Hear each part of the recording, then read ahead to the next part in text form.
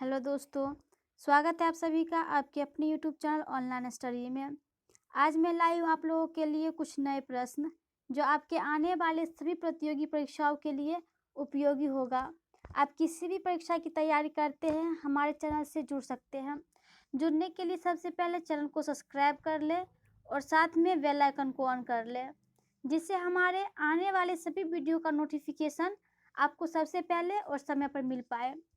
तो चलिए हम देखते हैं इस प्रैक्टिस सेट के महत्वपूर्ण प्रश्नों को। पानी से भरे तालाब की गहराई किस कारण कम दिखाई देती है?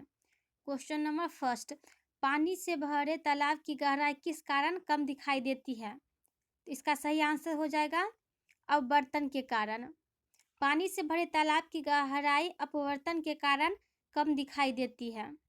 ऑप्शन ए हो जाएगा हमारा इस प्रश्न के लिए सही आंसर। अगला प्रश्न है, साबुन के बुलबुले के चमकीले रंग निम्नलिखित में से किसके कारण होते हैं? साबुन के बुलबुले के चमकीले रंग होने का क्या कारण है? इसका सही आंसर है प्रकीर्णन। साबुन के बुलबुले का चमकीला होना प्रकीर्णन के कारण होता है। ऑप्शन ए हो जाएगा हमारा राइट आंसर। अगला प्रश्न है, निम्नलिखित में से किसमें उच्चतम ऊर्जा होती है? निम्नलिखित में से किसमें उच्चतम ऊर्जा होती है? इसका सही आंसर है नीला रंग में। उच्चतम ऊर्जा होता है नीला रंग में। Option A. अगला प्रश्न देखते हैं,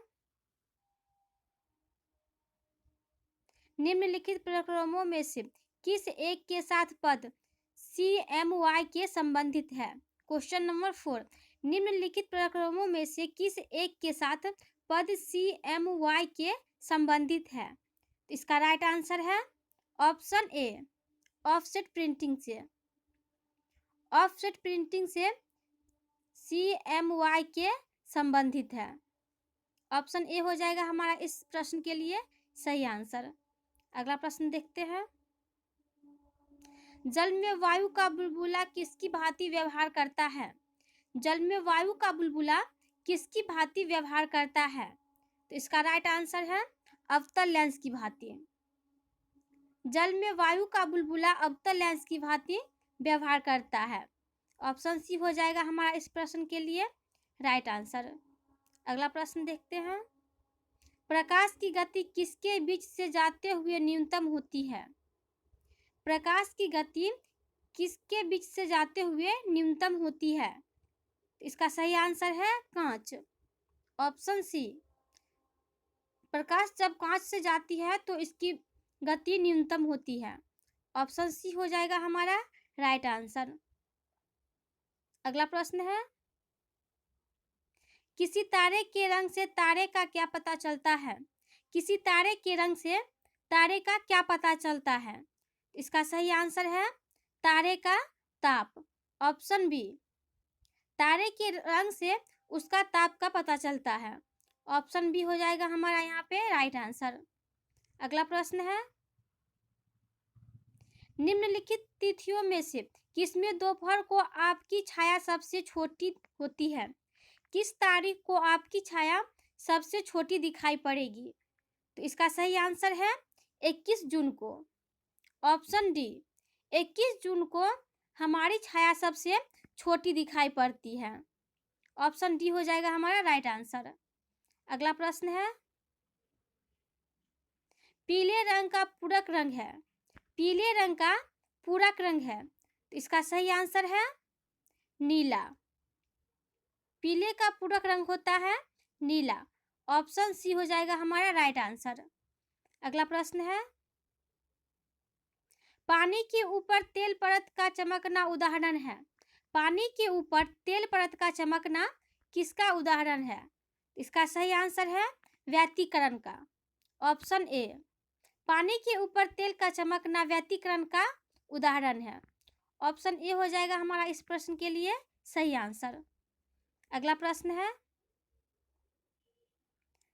तरन ताल वास्तविक गहराई से कम गहरा दिखाई देता है। इसका क्या कारण है? तरन ताल वास्तविक गहराई से कम गहरा दिखाई देता है। इसका क्या कारण है? इसका सही आंसर हो जाएगा अपवर्तन। ऑप्शन सी, अपवर्तन के कारण तरंगताल वास्तविक गहराई से कम गहरा दिखाई पड़ता है। अगला प्रश्न देखते हैं। बाह्य अंतरिक्ष में किसी अंतरिक्ष यात्री को आकाश दिखाई देगा। बाह्य अंतरिक्ष में किसी अंतरिक्ष यात्री को आकाश कैसा दिखाई देगा? इसका सही आंसर है काला। ऑप्शन ए हो जाएगा हमारा इस प्रश्न के लिए राइट आंसर। अगला प्रश्न है,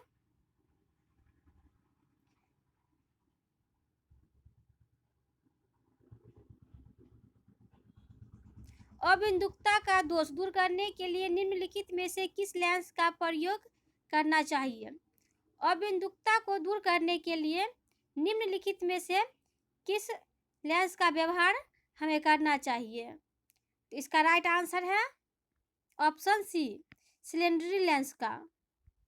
अबिंदुकता दोष को दूर करने के लिए सिलेंडरी लेंस का व्यवहार करना चाहिए या प्रयोग करना चाहिए। ऑप्शन सी हो जाएगा यहाँ पे राइट आंसर। अगला प्रश्न है, एक प्रिज्म से गुजरने पर जो प्रकाश सबसे अधिक अपवर्तित होता है वह रंग है? ऑप्शन बी, बैंगनी। एक प्रिज्म से गुजरने पर जो प्रकाश सबसे अधिक अपवर्तित होता है वह रंग है बैंगनी रंग। ऑप्शन बी हो जाएगा यहाँ पे राइट आंसर। अगला प्रश्न है, वस्तुओं का आवेश किसके स्थानांतरण के फलस्वरूप होता है? वस्तुओं का आवेश किसके स्थानांतरण के फलस्वरूप होता है? तो इसका राइट आंसर है इलेक्ट्रॉन के स्थानांतरण के फलस्वरूप। ऑप्शन सी, वस्तुओं का आवेश इलेक्ट्रॉन के स्थानांतरण के फलस्वरूप होता है। अगला प्रश्न है हमारा, अतिचालक का लक्षण है। अतिचालक का लक्षण क्या है? तो इसका राइट आंसर है ऑप्शन ए, उच्च पारगम्यता। अतिचालक का लक्षण होता है उच्च पारगम्यता। Option A. अगला प्रश्न देखते हैं, शुष्क सेल है। शुष्क सेल एक प्रकार का प्राथमिक सेल होता है। ऑप्शन ए हो जाएगा हमारा यहाँ पे राइट आंसर। शुष्क सेल एक प्रकार का प्राथमिक सेल कहलाता है। अगला प्रश्न है, त्वरित चालक का आविष्कार किसने किया? त्वरित चालक का आविष्कारक कौन है? इसका सही आंसर है option B, Benjamin Franklin. Option B हो जाएगा यहाँ पे राइट आंसर। अतिचालक का आविष्कारक है बेंजामिन फ्रैंकलिन। अगला प्रश्न देखते हैं, विद्युत उत्पन्न करने के लिए कौन सी धातु का उपयोग होता है? विद्युत उत्पन्न करने के लिए कौन सी धातु का उपयोग होता है? इसका सही आंसर है यूरेनियम का। ऑप्शन बी, विद्युत उत्पन्न करने के लिए यूरेनियम धातु का उपयोग किया जाता है। अगला प्रश्न देखते हैं, विद्युत ऊर्जा को यांत्रिक ऊर्जा में बदलने की युक्ति है। विद्युत ऊर्जा को यांत्रिक ऊर्जा में कौन बदलता है? इसका राइट आंसर है विद्युत मोटर। ऑप्शन बी, विद्युत ऊर्जा को यांत्रिक ऊर्जा में विद्युत मोटर के द्वारा बदला जाता है। तो ऑप्शन बी हो जाएगा हमारा इस प्रश्न का सही आंसर।